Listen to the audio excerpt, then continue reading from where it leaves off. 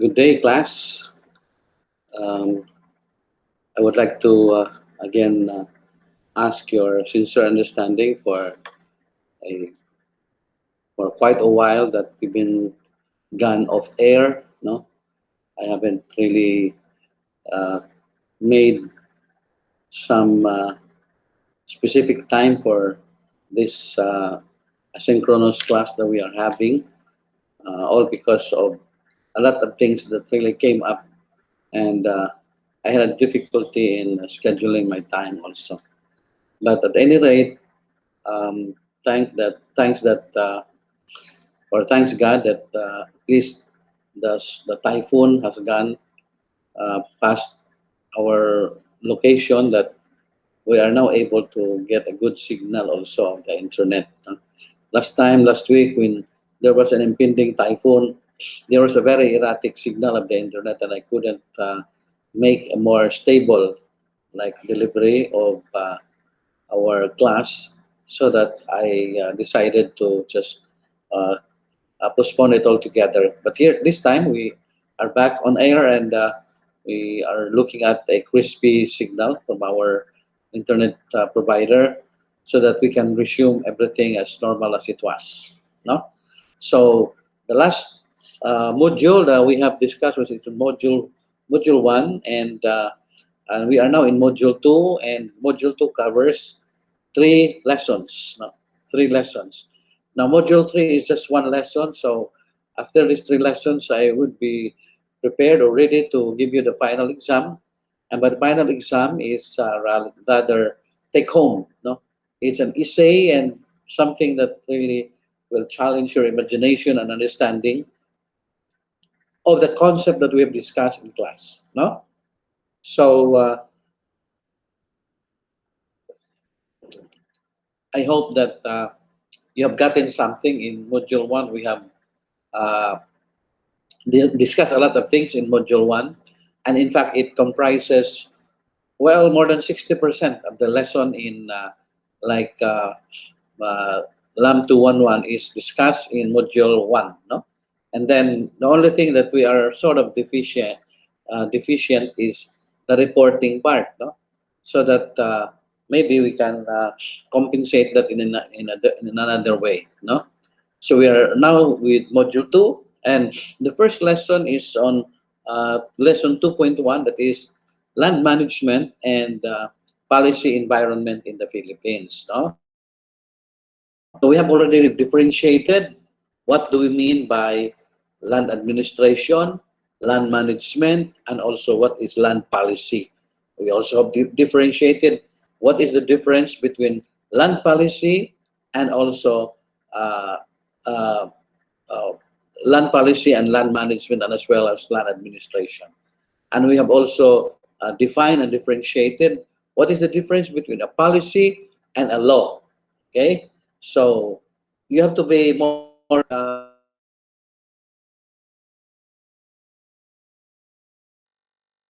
the hierarchy of issues in land administration and management. So at the end of this lesson, you will be able to understand the, the structure and the policy environment of the of the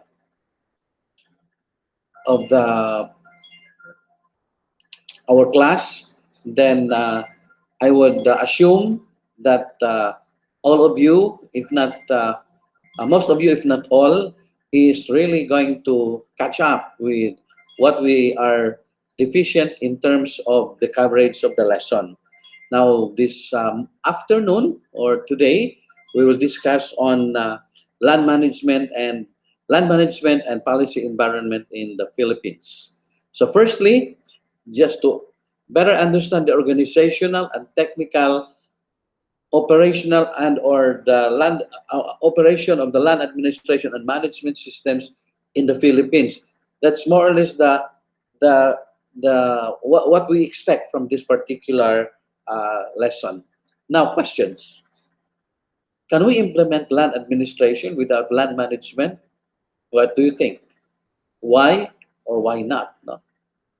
Remember, can we disaggregate land management and land policy? Would land management be successful without a workable and a transparent land administration? And likewise, can land administration prosper without a well-defined land management, say, framework? So please take note of that question, and I would like to challenge you that ngayon pa lang, I would like to tell you that the next time you will see that will be in the final exam. Okay? Please justify as comprehensive as possible this question. No? So, is it possible to disaggregate that you can do something in land administration without framing up with land management, and vice versa? Or can you be can you be successful in land management without a more workable and transparent land administration? What do you think? Okay? So if you say yes, why? If you say no, why not? Okay, please take note of that. The other one is this particular lecture that I'm going to give you now is actually an excerpt of a very influential lecture from Dr. Astia Santiago in 1998 that is on land management in the Philippines and overview. Land management in the Philippines and overview. And here it is. Now, land management, as we may have defined, it covers, among others, the government land management framework. Okay?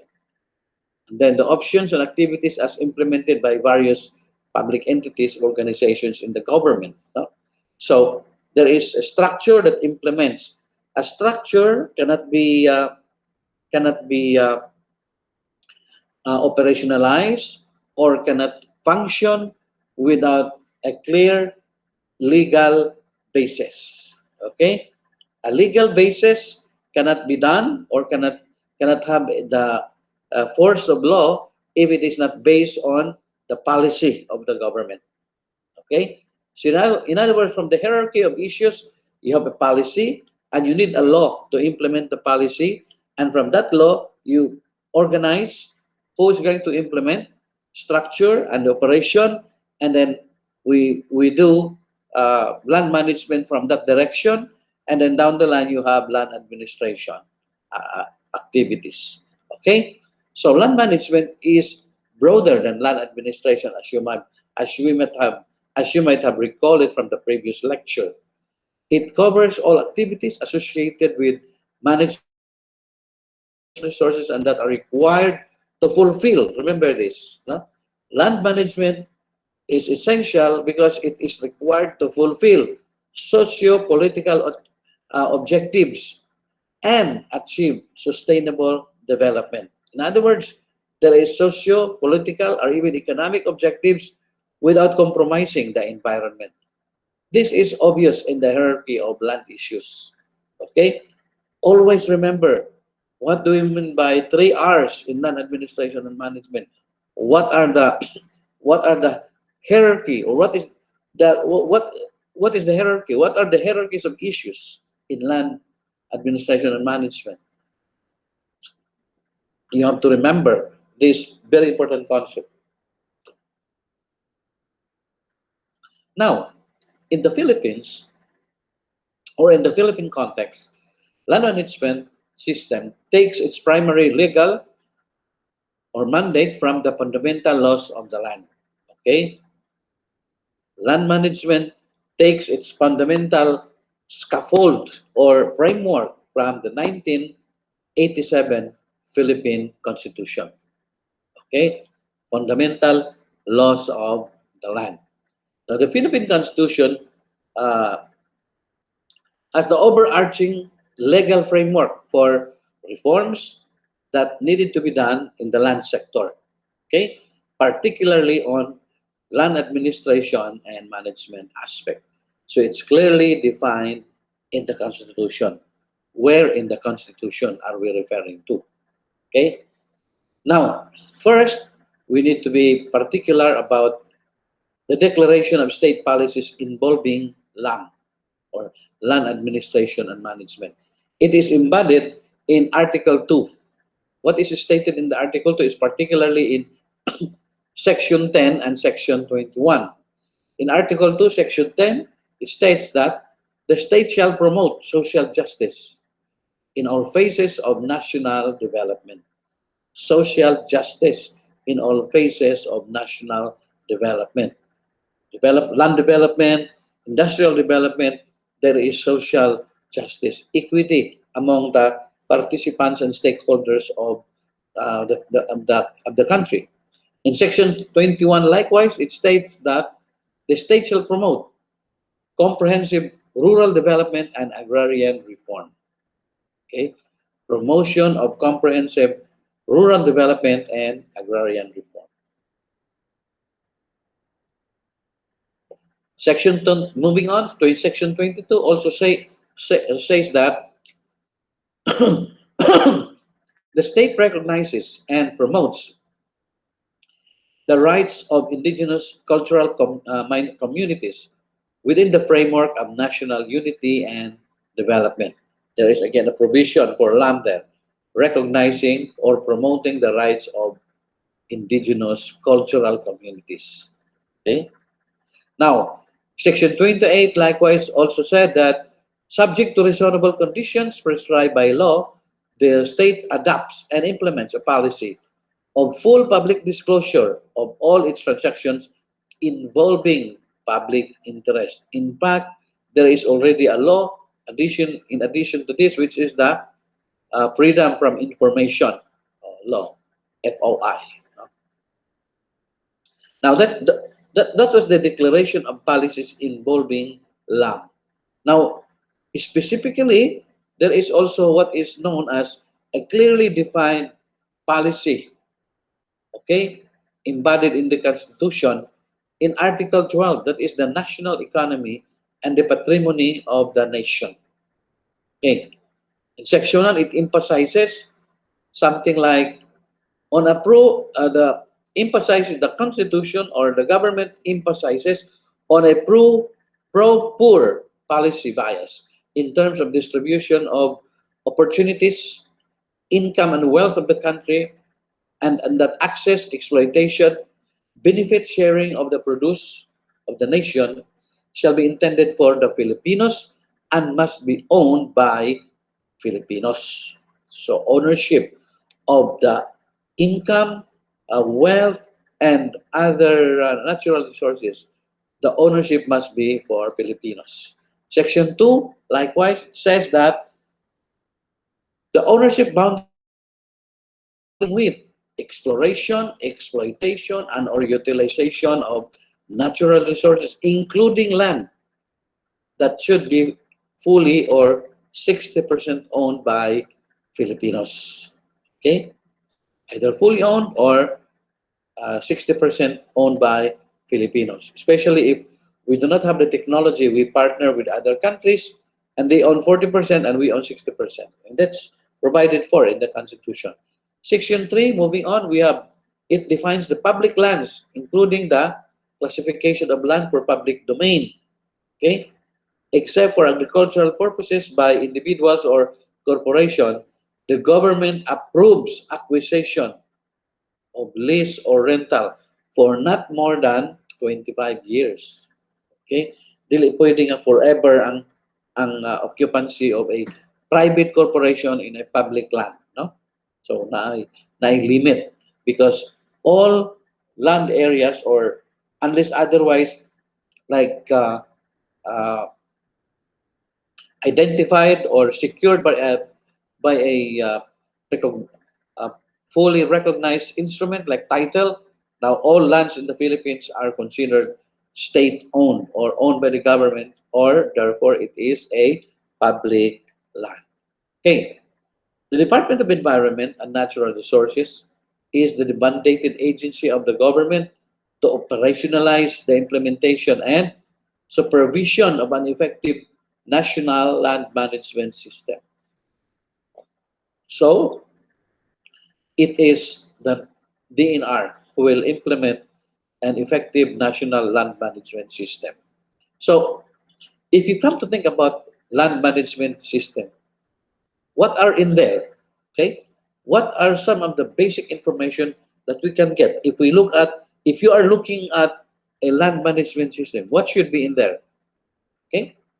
First is there should be a clear definition of the various classification of land areas, and allocation, which one is for industrial, which one for agricultural, which one for protection, and so on and so forth, and such and so. Those are the basic, the basic uh, like information that should be contained in the land management system. And then duha ka purpose ang land management to address socioeconomic like concern or development, and of course preservation of the uh, environment, conservation of environment. So that should be very clear in the land management system. Now, the basic framework of land management system in the Philippines. Land management encompasses various aspects which interact with and influence each other. These are these are the various aspects, no, of land management in the Philippines. Number one, you have land tenure. Okay, land tenure for urban and rural areas is either two types: absolute ownership, known as for also as fee, simple, or freehold. Okay, or there is less than absolute, subject to certain limitation, qualification, or restriction. So land tenure, either absolute like title or other forms of, say, for example, tenurial right. There is also in the land management framework, there is also land ownership and transfer. Ownership of land is privileged with the pertains only to individuals and corporations, associations, legally qualified to acquire or hold lands of the public domain. Okay. Then land titling and registration. So importante kaayo, no, na protected also by title. It's not enough that we say this is a government land and it is pag-ari or really owned by VSU, which a national organization or state institution. But you have the document, but do you have the title? Just like here at VSU, we always brag outside that we have about 1,099 hectares of land area. But how much of that is in under the name of VSU really is titled and really clearly defined? Now, you might be shocked. We still do not have the title to all the land property at VSU, and it is now being processed. We just realize it. No, we just realize it this time. Conflicting and overlapping ownership of primary and very pristine forest resource in our backyard. Okay, the what Bye Water District and the owners and Visayas State University na overlapping ownership, overlapping claim in one very important water reservation area in Mount Pangasugan. We just knew it now, but actually before we have been bragging that such and such area BSU owns for educational as an educational institution. But right now it's not only overlapping, but some of these low-lying areas in other lower elevation areas, there are lots of squatters already occupied by private household, and even in western side and in the or northern side and the southern side of the campus, there are lands that are supposedly BSU owned, but it's already occupied by ano. In other words, we have not been a good steward of the land entrusted to us by the government. It's really difficult to retrieve those lands. So we are slowly recovering what is ours, but it's really going to be a sticky approach. So titling and registration is very important in order to define your ownership or security of the land. No? Land subdivision is also part of land management framework. Land subdivision, you divide the land, which one for industrial, which one for, settlement, which one for cemetery, which one for etc. for protection, and which one for other purposes identified therein. there should be clear subdivision. It's defined in PD 1521, June 1978, and PD 1957 in July 1976. Also, subdivision is usually undertaken for purposes of selling the divided lots as part of the subdivision project or simply for dividing ownership and possession of property. No? Another is land allocation, land use allocation, both government and privately owned properties. And this is under Republic Act 7160. More specifically, this authorizes responsibilities as follows. Okay, in land use allocation, one is municipalities and component cities shall adopt a comprehensive land use plan. Okay, comprehensive land use plan. Importante na sa mga government. And this one is in consonant thereto with the enactment of integrated land zoning. So that means if you go into like CLOP or comprehensive land use planning, you really have to do it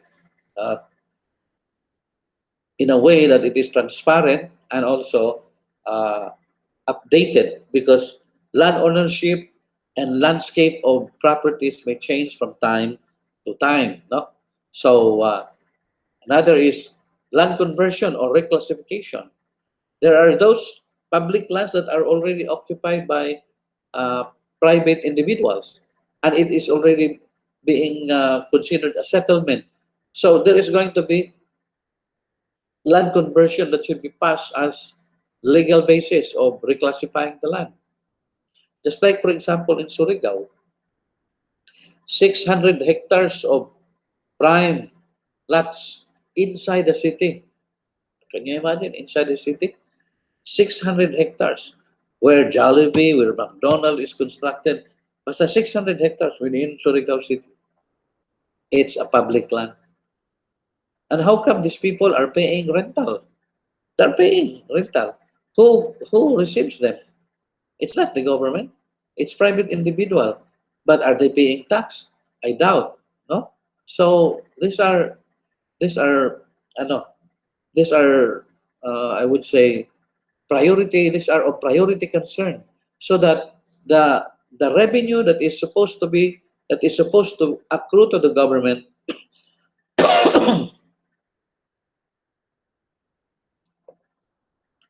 must be received by the government, not to anybody else's pocket. No? So that's a Surigao City is really facing. No? But it needs to have a law for conversion of this land. Okay? Before magon, ang kanang Surigao City is just a mangrove area and maybe a little patches of land na ay but it's really just a public land, no? And then as times rolled by, nag-reclaim until napurma guning area sa Surigao City nga ilang itukuran og building karon. But just the same, it remained to be a public land. So to convert this into A and D, or alienable and disposable land, it needs a law. It needs congressional action. But until now, it did not happen yet. It's still being proposed in the Congress. No? But I hope that anytime soon, as long as mulabas na atong NALOMA bill, National Land Use and Management Act, no? Mulabas na to, then might be able to include that in the list of priorities for conversion into A and D area. Number 3, also components. You have land acquisition to increase the pool of its land resource in the urban and development housing. Land acquisition. Now in the government, no, because this is provided by the Housing Act of 1992, provides that models of acquiring land shall include land swapping, land assembly or consolidation, land banking, donation to government, joint venture agreement, negotiated purchase, and expropriation. No? The government can do any of this different action. We could have also land disposition depending on the nature of an occupancy status of land. The various modes of land disposal used by DNR are as follows.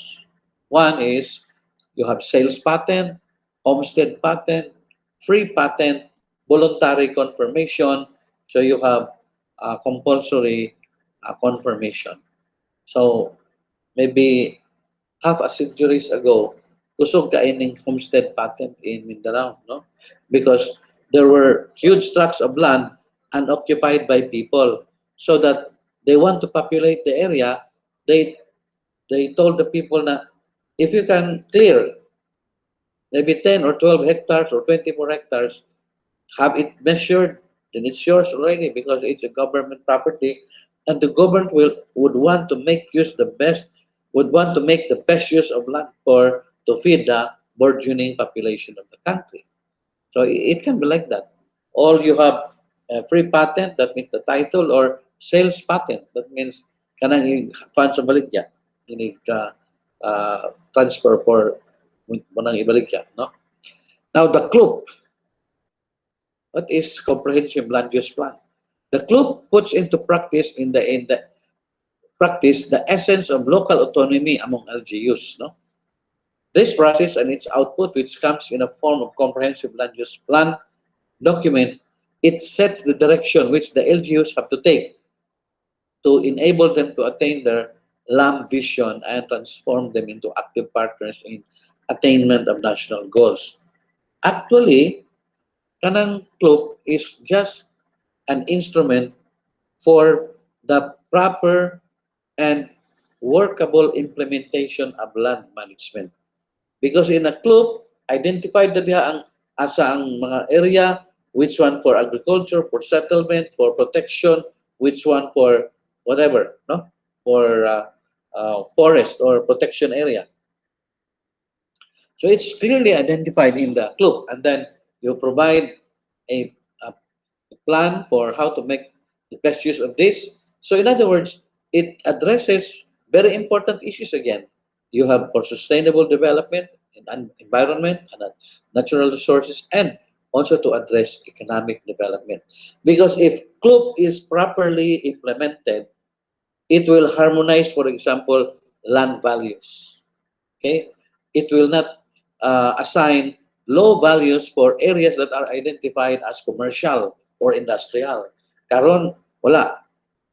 Bisa na siyang commercial sa information ang vendor, it will just be given to a lot of people nga want to take advantage.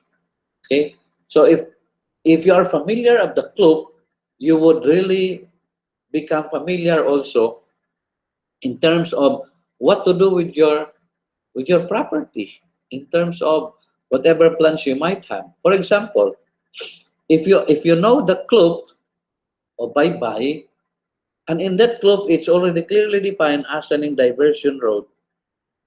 Now, wa pa nga ni kasugod ang kalsada sa diversion, you are not going to really sell your land, because maybe years before the diversion road was constructed, there was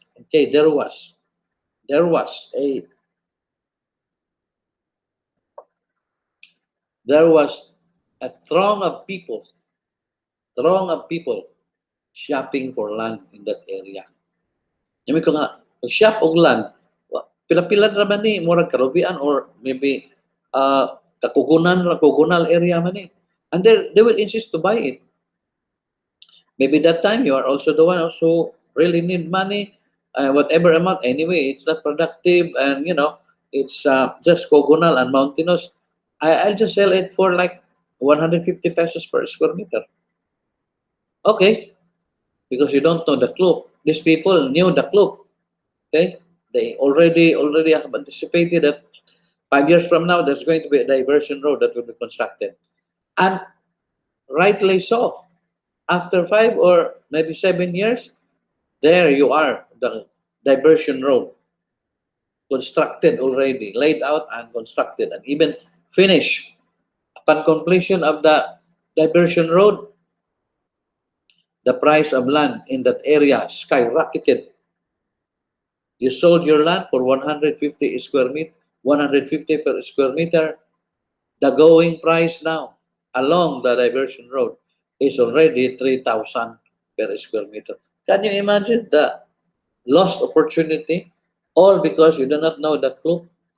So comprehensive land use plan is really very important to equalize, okay? To equalize access to benefit such as wealth, income, and the sharing of benefit. Those who have less will get access to the same thing. And also opportunities. Now that's why the club is very important. Okay. Now, the rationale for formulation and revision of the club comprehensive land use plan. The rationale for the formulation and or revision is to achieve improved quality life. Mao dyan ang una mo revise ka because di na relevant ang imong part sa imong club, i-update mo, i-revise. To guide orderly development of city or municipality, to promote the health, safety, welfare, and convenience of the population. You're protecting your population. Okay?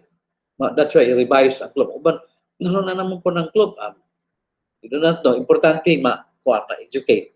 And another thing is, the club also will promote sustainable development because club is an instrument for land management. So, two major things ang ma-accomplish. One is for socio-economic development, and the other one is for environmental conservation. At least, protection of the environment also. Promote social development through preservation of identified spatial natural features and environmentally critical areas. So that's why we would be able to harmonize or provide a relative equitability in the sharing and access or of benefits or income from land if we have a working club or a working land management system. Okay? So another one is the club also provides appropriate use of natural resources to translate socioeconomic policies into physical policies and or to comply with requirements of Article 41 of the implementation of the LG's, our local government code. Okay? So that is a very important requirement of club, no? Basta ang major, makita agad nato diha ang major requirement. Much more other requirements, no? Appropriate use of natural resources, translate socioeconomic policies into physical policies. So you have here also, the club also will address allocation of land settlement, industries, urban areas, and so on, to serve as basis for reclassifying and converting land, to incorporate changes in goals and objectives of the community. So these are just what the underpinning issues and also concerns in land management, which are amply addressed if we have a working and transparent land use planning. No? So with that note, I thank you, and I hope that you will read them and understand this particular lesson, because at the end of this lesson, I will again record the part which is going to be, we are in land management, we will go to land administration after this lecture. Okay?